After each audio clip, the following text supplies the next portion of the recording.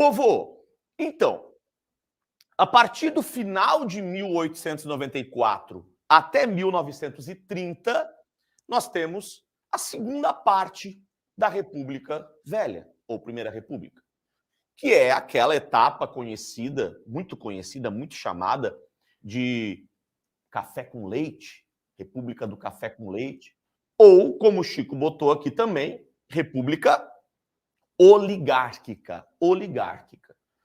Então, se a primeira parte da República Velha, quem esteve no poder?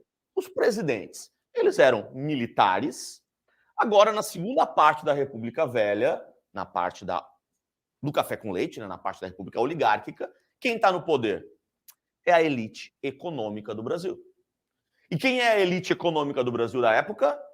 Os fazendeiros, os latifundiários, principalmente a galera do café.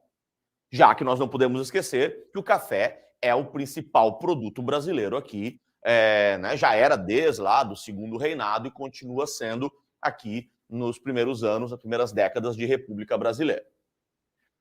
Agora, todo mundo já ouviu muitas vezes, né, essa expressão café com leite. Eu não estou falando daquela bebida, daquela combinação maravilhosa que é, tipo, claro, né? Os gostos variam, mas estou falando aqui da minha opinião. Aquela combinação maravilhosa do café com leite. Eu até tenho um pouco de dificuldade de falar desse conteúdo aqui, que eu penso no café com leite, começa a dar uma salivada meio estranha aqui, vou até tomar uma água. Mas, cara, além do café com leite e bebida, pô, que combinação, hein, cara? Que combinação. Mas aqui é a política do café com leite. O que é essa política do café com leite? Você está lembrado? O que é a política do café com leite?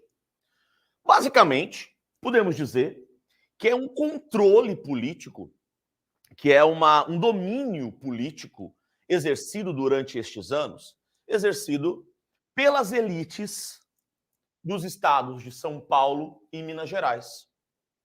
São Paulo, maior produtor de café do Brasil.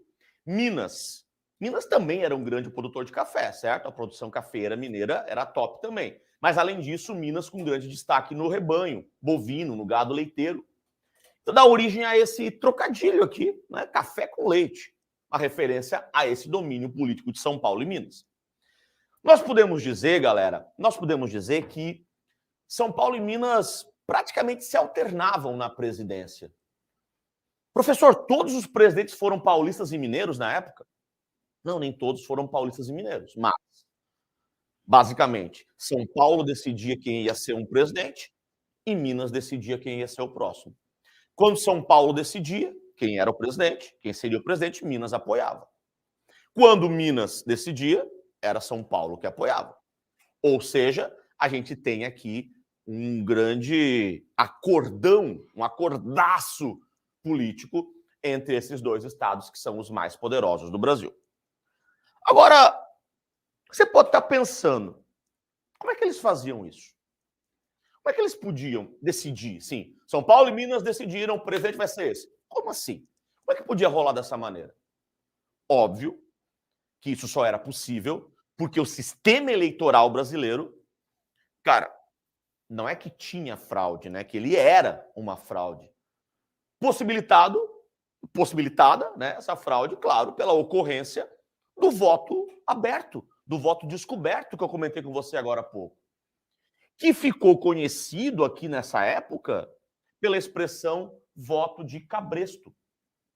Já ouviu falar, né, do voto de cabresto? O que é o voto de cabresto? O voto controlado, o voto manipulado, o voto em que o eleitor não tem liberdade para votar de fato, porque ele acaba votando, o eleitor, a maioria dos eleitores acabam votando em quem determinam, em quem mandam que ele vote.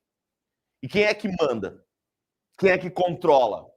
Quem é que controla a eleição lá na hora H, lá no dia da eleição? Quem está no controle da parada? São os fazendeiros poderosos, mais influentes de cada localidade, que a gente aprendeu a reconhecer de que forma aqui nessa história. Como é que a gente chama eles? Os coronéis. Então, coronelismo é uma referência ao poder dos fazendeiros, lá em cada localidade. E é o coronel, exercendo o coronelismo, que impõe o voto de cabresto, fazendo com que a população vote em quem o coronel está mandando. Então, perceba que esse sistema eleitoral ele era muito corrompido, né? Muito manipulado e manipulável, né? E por isso São Paulo e Minas conseguiam manter esse domínio político. Mas aí você pode estar pensando assim, pô, Chico, por que os coronéis lá das cidades, por que os fazendeiros poderosos de cada localidade, por que eles apoiavam esse esquema? Bem, entender por que um fazendeiro paulista apoia esse esquema não é tão difícil, né? Acho que para um fazendeiro paulista é interessante ter um presidente paulista. Entender por que um fazendeiro mineiro apoia esse esquema também não é tão difícil, né? Dá para perceber que pode ser vantajoso para um fazendeiro mineiro, para um coronel mineiro, ter um presidente mineiro. Mas por que os fazendeiros dos outros estados, por que as elites políticas e econômicas dos outros estados também apoiavam esse esquema? Por quê? Por quê? Porque existe um outro elo aqui nessa corrente que você tem que analisar comigo, chamado política dos governadores. Chico, o que é isso? A política dos governadores é uma troca de favores, cara, uma baita de uma troca de favores entre as várias instâncias do poder no Brasil, e essa troca de favores é que possibilitava, então, que o esquema do café com leite se perpetuasse. Eu preparei esse esqueminha aqui, simplório, né?